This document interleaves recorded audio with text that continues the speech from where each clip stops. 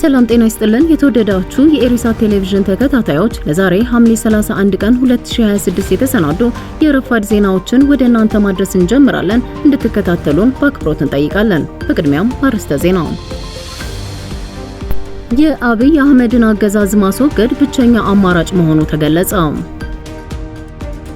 የሱዳን ወታደራዊ ባለስልጣን በሪያዱ የቀይ ባህር መከላከያ ጥምረት ውይይት ላይ ተሳተፉ። ጅቡቲ ስለ ባብ ኤል መንደብ አቋሟን ገለጸች።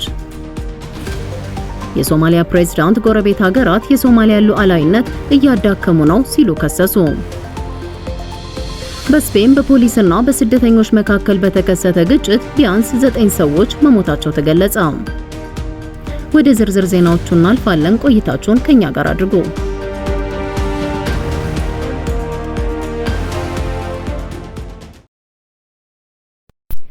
የአብይ አህመድ አገዛዝን ማስወገድ ብቸኛ አማራጭ መሆኑ ተገለጸ። የትግራይ ህዝብ ህልውናን ለማረጋገጥ የአብይ አህመድ ጄኖሳይዳዊ አገዛዝን ማስወገድ ብቸኛ አማራጭ መሆኑን የትግራይ ሰራዊት ከፍተኛ አመራር ታጋይ ገብረ ጻድቃን ገለጹ። የትግራይን ህዝብ ህልውና ለማረጋገጥ ያለን ብቸኛ አማራጭ በጀግንነት ታግሎ አገዛዙን ማሸነፍ ነው ሲሉ ታጋይ ገብረ ጻድቃን አዴት ተናገሩ።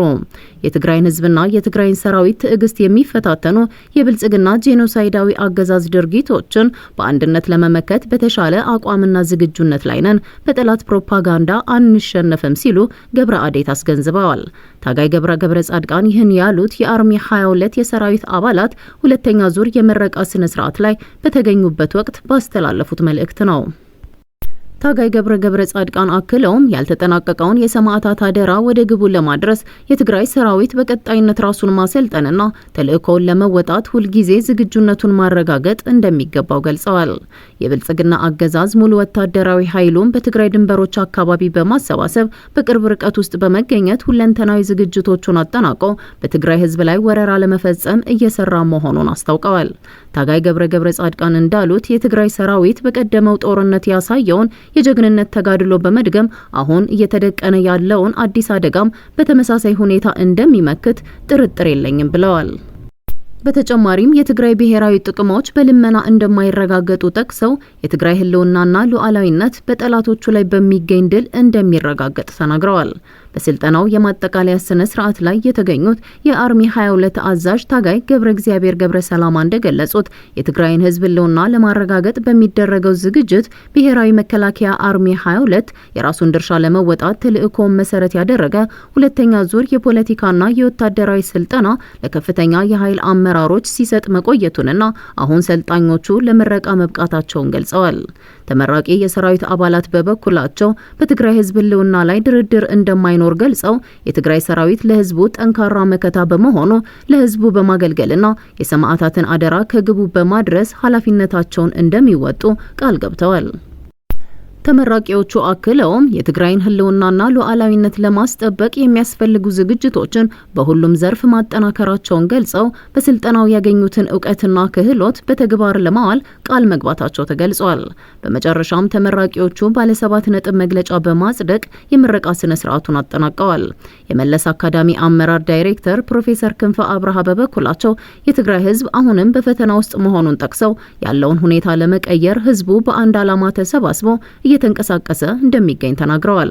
በተጨማሪም የትግራይ ሰራዊት በቀደሙት ጦርነቶች ያጋጠሙትን ተግዳሮቶች በመቋቋም ወደ ፕሪቶሪያ ስምምነት መድረሱን በማስታወስ አሁንም በአመራሩ እየተመራ የተሰጡትን ተልእኮች እንደሚያሳካ እምነት እንዳላቸው ገልጸዋል።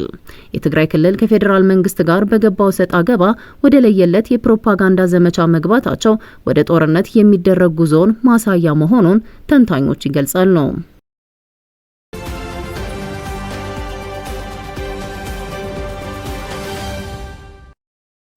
የሱዳን ወታደራዊ ባለስልጣን በሪያዱ የቀይ ባህር መከላከያ ጥምረት ውይይት ላይ ተሳተፉ።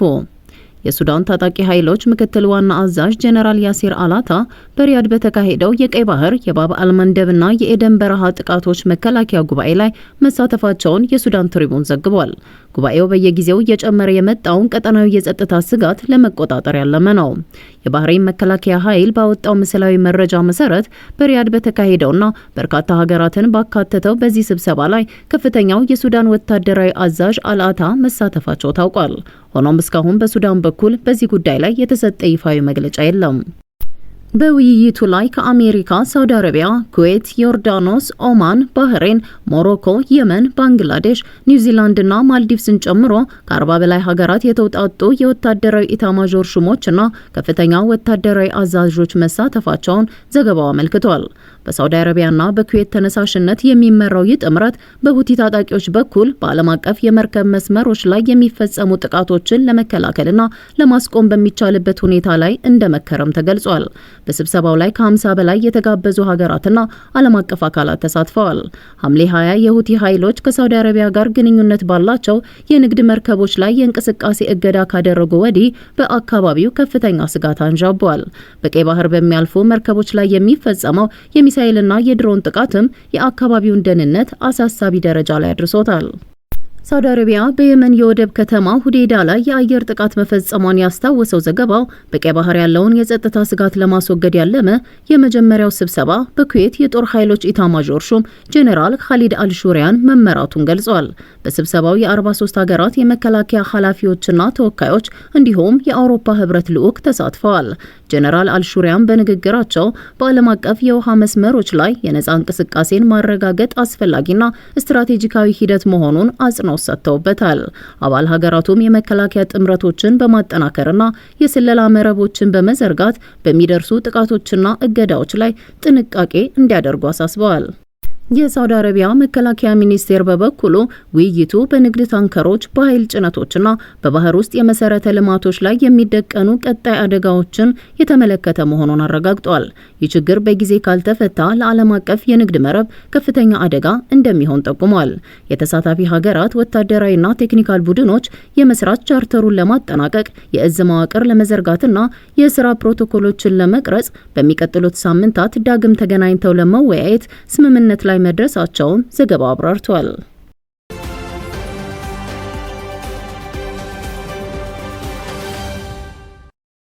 ጅቡቲ ስለ ባብ ኤል መንደብ አቋሟን ገለጸች። ጅቡቲ በባብ ኤል መንደብ ባህረ ሰላጤ በሚያልፉ መርከቦች ላይ በአንድ ወገን ውሳኔ ብቻ ቀረጥ ወይም የመተላለፊያ ክፍያ ለመጣል የሚደረገውን ማንኛውንም ሙከራ አጥብቃ እንደምትቃወም አስታወቀች። መንግስት ይህ እርምጃ ዓለም አቀፍ ሕግን የሚጥስና ከዓለም ቁልፍ የባህር ላይ የንግድ መስመሮች አንዱ የሆነውን መስመር አደጋ ላይ የሚጥል ነው ሲል አስጠንቅቋል። የጅቡቲ መንግስት ረቡዕ ምሽት ባወጣው መግለጫ በአፍሪካ ቀንድና በየመን ምዕራባዊ የባህር ዳርቻ መካከል በሚገኘው በዚህ ስትራቴጂካዊ የውሃ መስመር ላይ በማናለብኝነት ክፍያ ለመጫን የሚደረገውን ጥረት አውግዟል።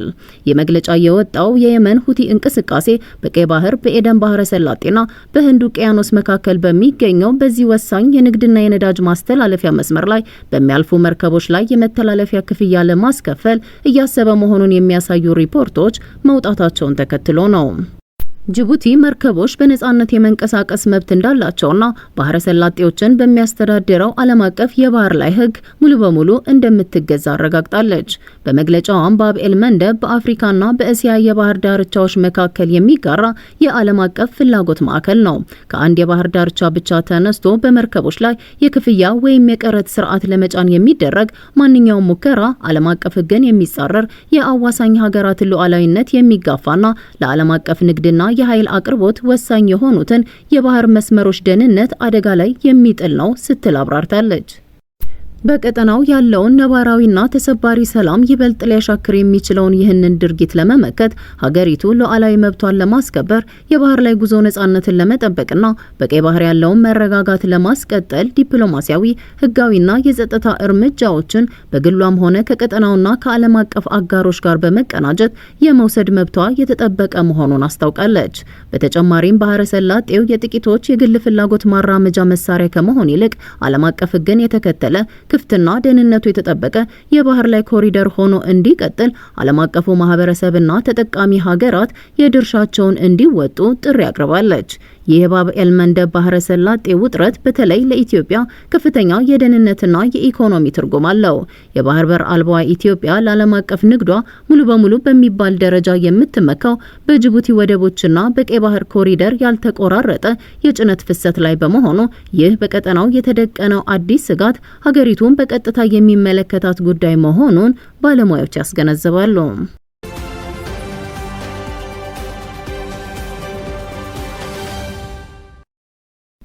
የሶማሊያ ፕሬዝዳንት ጎረቤት ሀገራት የሶማሊያ ሉዓላዊነት እያዳከሙ ነው ሲሉ ከሰሱ።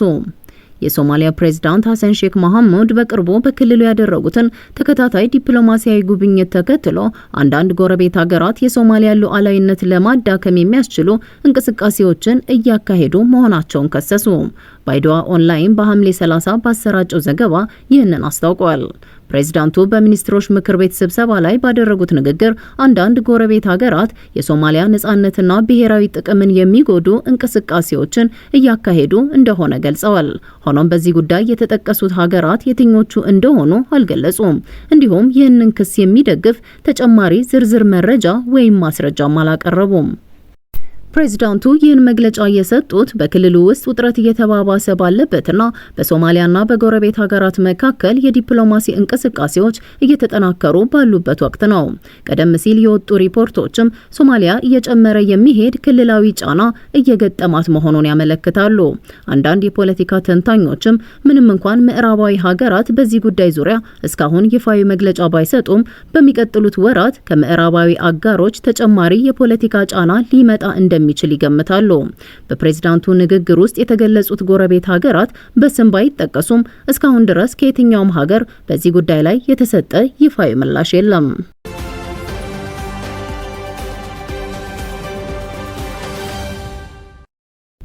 በስፔን በፖሊስና በስደተኞች መካከል በተከሰተ ግጭት ቢያንስ 9 ሰዎች መሞታቸው ተገለጸ።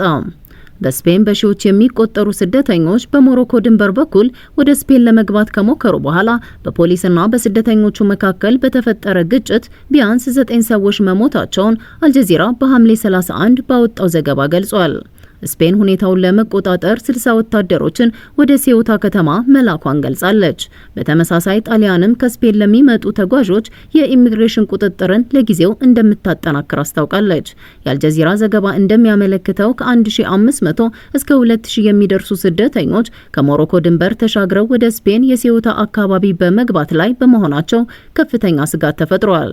ባለፉት ቀናት ወደ 2000 የሚጠጉ ስደተኞች ወደ አውሮፓ ለመድረስ በሚያደርጉት ሙከራ ወደ ስፔን ግዛት የሆነችው ሴውታ መግባታቸው ይገመታል።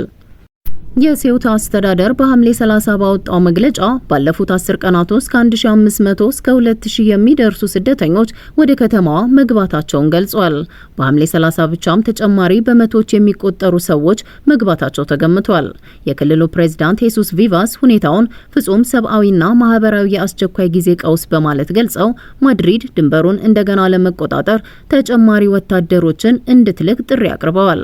የስፔን የውስጥ ጉዳይ ሚኒስቴር ግን እንዲህ አይነቱ እርምጃ የስደት ቀውሱን እንደማይፈታ በመግለጽ ብሔራዊ የአስቸኳይ ጊዜ አዋጅ እንዲታወጅ የቀረበውን ጥሪ አልተቀበለም። ሆኖም ሚኒስቴሩ ድንበሩን ለማጠናከር 60 ወታደሮች ወደ አካባቢው መላካቸውን በይፋ አረጋግጧል። የስደተኞች መብት ተሟጋች ዛካሪያ ዛሩኪ ለሮይተርስ እንደተናገሩት አሁን የታየው የስደተኞች ቁጥር መጨመር በግንቦት 2021 ከተከሰተ ሁኔታ ጋር ተመሳሳይ ነው። በዚያን ጊዜም ወደ 10,000 የሚጠጉ ሞሮካውያንና ከሰሃራ በታች ያሉ አፍሪካውያን ወጣቶች በጥቂት ቀናት ውስጥ ወደ ሴውታ መግባታቸውን አስታውሰዋል። የተወደዳችሁ የጣቢያችን ተከታታዮች ለዛሬ ረፋድ ያዘጋጀናቸውን የአማርኛ ቋንቋ ዜናዎች በዚሁ ፈጽመናል። በቀጣይ በሌላ የዜና ጥንቅር እስከምንገናኝ በያላችሁበት ቸር ይግጠማችሁ።